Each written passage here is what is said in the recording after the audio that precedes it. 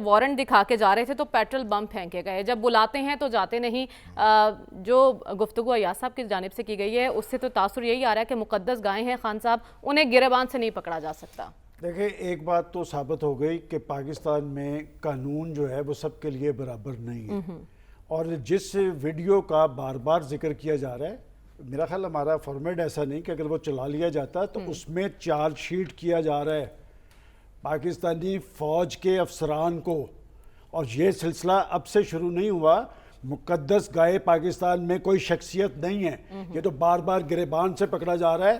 ایک prime minister کے بازو باندھ لیے گئے تھے تو اس وقت جہاں پر کیا کیفیت تھی, دیکھیں میں اس طرح جذباتی میں کوئی تقریر نہیں کرنا چاہتا, لیکن جو کچھ ہوا ہے اگر پاکستان میں پاکستان کی عدالتیں اسی طرح اسی رفتار سے ریلیف دیتی جائیں تو پاکستان کے اندر کوئی شخص بھی جو اس کے ساتھ ظلم نہیں ہو سکے گا. لیکن پی ٹی آئی کہہ رہی ریلیف نواز شریف صاحب کو بھی تو ملا ہے نا. دیکھیں یہ ریلیف, یہ باتیں نہ کھولی جائیں تو اچھا ہے کہ اسی پروگرام میں پتا تھا کہ جی اس شخص کو سزا ہونی ہے, اس نے نااہل ہونا ہے. ہم یہاں پروگرام میں کہتے تھے اور وہی کچھ ہو رہا ہے, اور جو کچھ کہا جا رہا ہے نا کورٹ کے بارے میں وہی فیصلے سامنے آ رہے ہیں. میں نہیں کہہ رہا, یہ ساری آپ کی آڈیو اور ویڈیوز کہہ رہے ہیں.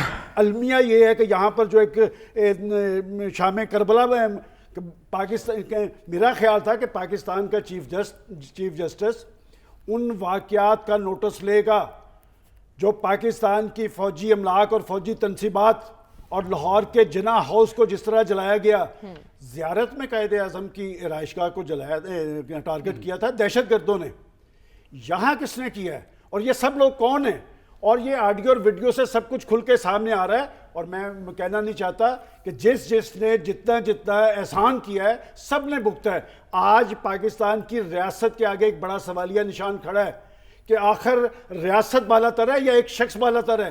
اور یہ جس طرح ریلیف دیا گیا ہے اس کا مطلب دیکھیں, میں جو بات آپ کو یہ کہنا چاہ رہا ہوں, آج کراچی سے لے کر خیبر تک ایک تشویش کی صورتحال ہے. کس بات پہ ہے؟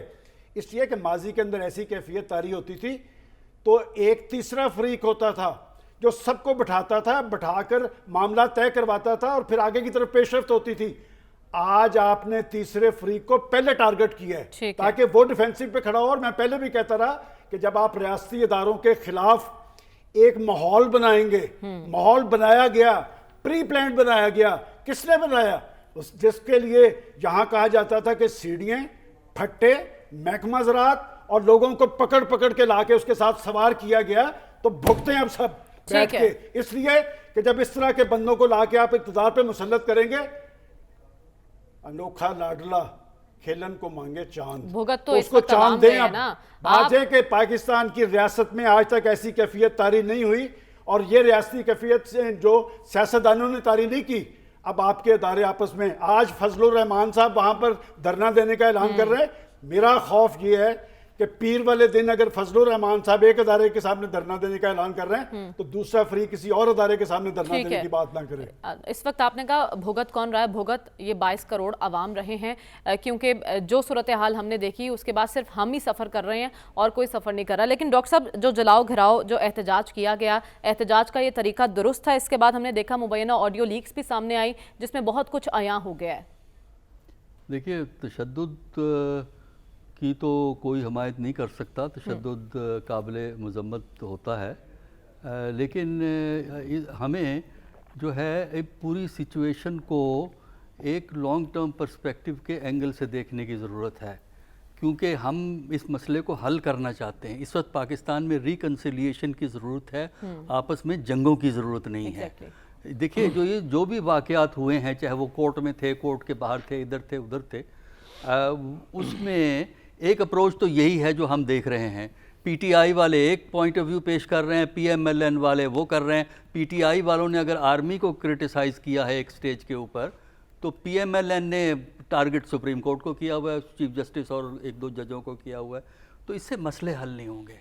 دیکھیے اگر آپ چاہتے ہیں کہ اس کا کوئی ملک میں بہتری آئے, ملک میں کچھ ہم آہنگی ہو, ملک کا سسٹم کولیپس ہونے سے بچے, تو اس کے لیے ضروری ہے کہ آپ اس سچویشن کو ایک انڈیپینڈنٹ مائنڈ سے ایک آزاد تجزیہ کریں اور اس میں 3 بنیادی سوال ہیں جن کو ایڈریس کرنا پڑے گا، اور اس کے لیے آپ کو یہ جو ایموشنلزم دونوں پارٹیوں کا ہے اس سے باہر نکلنا پڑے گا۔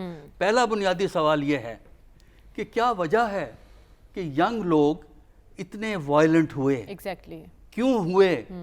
میں نے اس پروگرام میں کتنی دفعہ گفتگو کی ہے کہ ینگ لوگوں میں ایلینیشن ہے، عدم وابستگی ہے، کیونکہ ان کے پاس کوئی فیوچر نہیں ہے۔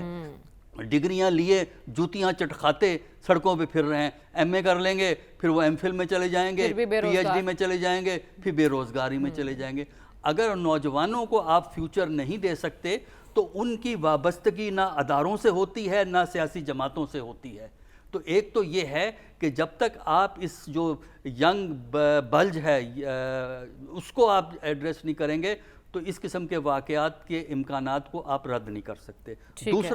دوسرا غور کرنے والا جو سوال اس وقت ہمارے سامنے ہے کہ کیا وجہ ہے کہ پنجاب اور کے پی میں آرمی کے خلاف اتنا سٹرونگ ری ایکشن آیا؟ دیکھیے پنجاب اور کے پی کا آرمی سے بڑا اسپیشل ریلیشن شپ ہے، کیونکہ پاکستان آرمی 80% زیادہ ان 2 صوبوں سے آتی ہے، اور یہی ری ایکشن ہوا ہے۔ سندھ میں ری ایکشن نہیں ہوا ہے، یہاں ری ایکشن ہوا ہے۔ اس کی بہت سی وجوہات ہیں، لیکن میں یہاں ٹی وی پہ ان پہ ڈاکٹر بات پی نہیں ٹی آئی کروں کی گا۔ جو سینئر قیادت تھی انہیں ذمہ داری کا مظاہرہ نہیں کرنا چاہیے تھا؟ ہم نے ڈاکٹر یاسمین راشد صاحبہ کی بھی ویڈیوز دیکھی ہیں جس میں آپ مجھے provoke کیا آرگومنٹ جا رہا ہے۔ دیں، دیکھیں یہ ایڈوکیسی نہ کیجیے۔ وجہ یہ ہے کہ جب یہ سچویشن کریٹ ہوتی ہے تو کوئی جا کے وہاں نہیں روک سکتا۔ ایک آرگومنٹ آپ نے کہا کہ ان کی لیڈرشپ نے کیوں نہیں روکا، دوسری آرگومنٹ یہ ہے کہ جب یہاں کور کمانڈر کے ہاؤس پہ حملہ ہوا تو کم از کم آنسو گیس تو استعمال کرنی چاہیے تھی۔ چلیے اب گولی نہ چلائیے، اچھا کیا، بہت اچھا فیصلہ تھا، لیکن آنسو گیس تو استعمال ہو سکتی تھی۔ ٹھیک ہے، وہ کھلا موقع دیا۔ چلیے اس فیکٹر پہ میں بات نہیں کر سکتا، یہ ٹی وی پہ بات نہیں ہو سکتی۔ تیسرا فیکٹر جو سمجھنے کی ضروری ہے کہ جب تک اس ملک میں ریونج پالیٹکس چلے گی اور جب تک یہاں پہ آپ جو ہے نا تقسیم در تقسیم ہوگی تو میرا نہیں خیال کہ ہم ان چیلنجز کو، ان دونوں سوالوں کے جواب ڈھونڈ سکتے ہیں۔ اور اگر ہم ان دونوں سوالوں کے جواب نہیں ڈھونڈیں گے تو ہماری سیاست اس مسائل کو ایڈریس نہیں کر سکتی جو اس وقت پاکستان کو ہیں، اور ہمارا سیاست جو ہے اس وقت اس ڈائریکشن میں جا رہی ہے جس سے کہ ہمارے نظام کے کولیپس ہونے کے خطرات بڑھ رہے ہیں۔ اور کسی کے ہاتھ کچھ نہیں آئے گا۔